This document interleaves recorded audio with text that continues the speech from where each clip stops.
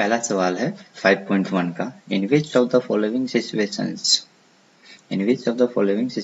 Does the list of numbers involved make an arithmetic progression and why the taxi fare after each kilometer when the fare is 15 for the first kilometer and 8 for each additional kilometer। मतलब एक taxi का किराया है और वो पहले kilometre के लिए चार्ज करता है 15 रुपए। 1 किलोमीटर का चार्ज है 15 रुपए 15 रुपीज, ठीक है। 2 किलोमीटर का चार्ज है पहले का 15 और एडिशनल के लिए कितना चाहिए, एडिशनल किलोमीटर के लिए 8 है तो प्लस 8 रुपीज।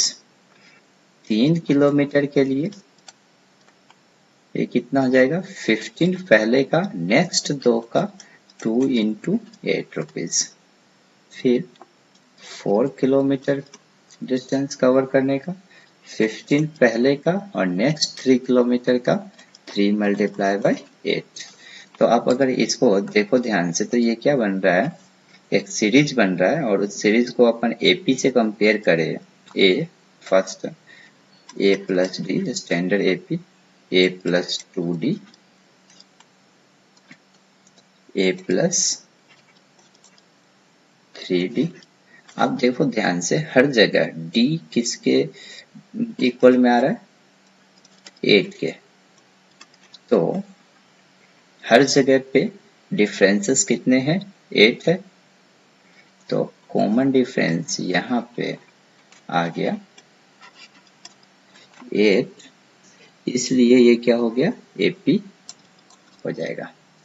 ये क्या है, एक एपी को रिप्रेजेंट कर रहा है। Yes, this is an AP, ठीक है। So this is an AP, okay. Next question है the amount of air present in a cylinder when a vacuum pump removes 1/4 of air remaining in the cylinder at a time। अब क्या है, एक cylinder के अंदर air field है और एक वैक्यूम पंप की सहायता से हम उस सिलेंडर के एयर को खाली कर रहे हैं और बोल रहा है कि ईच टाइम वो 1/4 पार्ट टोटल उसके अंदर जितना एयर होगा उसका ईच 1/4 पार्ट बाहर निकाल देगा। तो शुरू में मानते हैं late assume air present initially is V, ठीक है। अब स्टार्टिंग में उसके अंदर एयर V है, नेक्स्ट 1/4 खाली हो गया तो 3/4 उसके अंदर बच गया। फिर नेक्स्ट फिर से 1/4 इस रिमेनिंग पार्ट का खाली हो गया तो 3/4 ऑफ 3/4 V बचेगा। अब इसके अंदर सिलेंडर के अंदर नेक्स्ट टर्म में क्या आ जाएगा 3/4 ऑफ 3/4 ऑफ 3/4 V। अब इसको ध्यान से देखो तो ये क्या बन रहा है, ये बन रहा है V 3/4 V, ये बन रहा है 3/4 का स्क्वायर V और ये है 3 cube by 4 cube V। Common differences same नहीं है, यहाँ का डिफरेंस आ जाएगा -1/4 V। नेक्स्ट दोनों टर्म का डिफरेंसेस हो जाएगा -3/16 V। -1/4 V is not equal to the minus of 3/16 V. So this is not an AP। ये AP नहीं है, ठीक है। AP के लिए एकदम बेसिक कॉन्सेप्ट है कि कॉमन डिफरेंसेस हर जगह सेम होना चाहिए, मतलब कंसेक्यूटिव टर्म का डिफरेंस हर जगह सेम होना चाहिए, ठीक है। नेक्स्ट क्वेश्चन है the cost of digging well after every meter of digging when it costs 150 rupees for the first meter and rises by 50 for each subsequent meter। मतलब कोई खड्डा खोदना है, कुआं खोदना है, कुआं खोदने में फर्स्ट मीटर के लिए पहला मीटर कुआं खोदेगा कोई तो उसको मिलेंगे 150 रुपीज। फिर 2 मीटर जैसे कुआं खोदेगा तो 150 तो पहले वाले का और नेक्स्ट वाले का 50 रुपीज मिलेगा। फिर 3 मीटर कोई खोदा तो कितना हो जाएगा, पहले वाले का 150 और नेक्स्ट 2 का 50-50 के हिसाब से 2 इंटू 50। फिर नेक्स्ट 4 मीटर पहले वाले का 150 और नेक्स्ट 3 मीटर का 50 के हिसाब से 3 इंटू 50 ये मिल जाएगा। अब आप इसको कंपेयर करके देखो किसी स्टैंडर्ड एपी से, तो पहला वाला ए, दूसरा है a प्लस डी, तीसरा है a प्लस 2d, ये a plus 3d। Her term में हर एक टर्म के अंदर आप कॉमन डिफरेंस ध्यान से देखो तो कितना का इंक्रीमेंट हो रहा है, डी। तो यहाँ पे कॉमन डिफरेंस कितना आ गया, सेम आ रहा है, सभी का सेम आ रहा है, इन दोनों का सेम होगा, इन दोनों का भी सेम होगा, सबका कितना आ रहा है 50-50-50।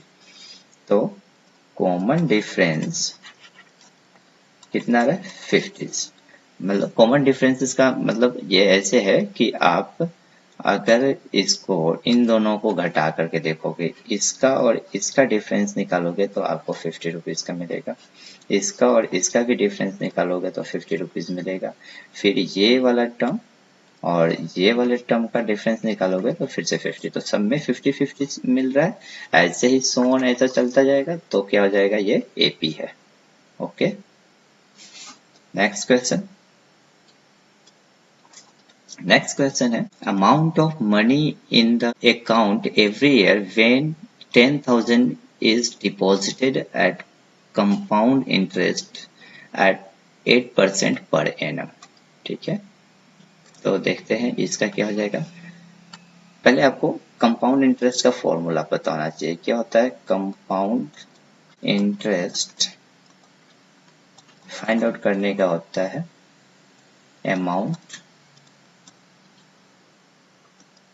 into 1 plus r upon 100 to the power time minus amount।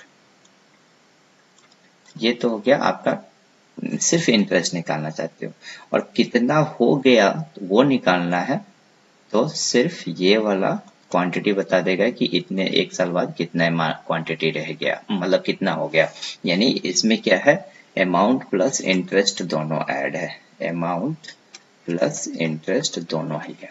तो अपने को तो यही देखना है कि अकाउंट में कितना पैसा हो जाएगा, तो अपने को ये देखना है अमाउंट प्लस इंटरेस्ट कितना हो जाएगा हर बार। ठीक है, तो इसके लिए आप पहले साल फर्स्ट ईयर उसके अकाउंट में कितना पैसे रहेंगे, कितना जमा है 10,000। ठीक है, दूसरे साल में कितना हो जाएगा, ये 10,000 तो पहला साल वाला है ही, और इसको कंपाउंड इंटरेस्ट के हिसाब से इस फॉर्मूले से लिखेंगे तो कितना हो जाएगा 1 प्लस आर की वैल्यू कितना है, इंटरेस्ट ये है आर को शो कर रहा है, तो आर 8/100 और कितना एक साल। फिर तीसरे साल उसकी वैल्यू कितनी हो जाएगी 10,000 multiply by 1 plus 8/100 to the power 2। अब ये 2 साल का तीसरे साल यानी 2 साल कंप्लीट हो गए।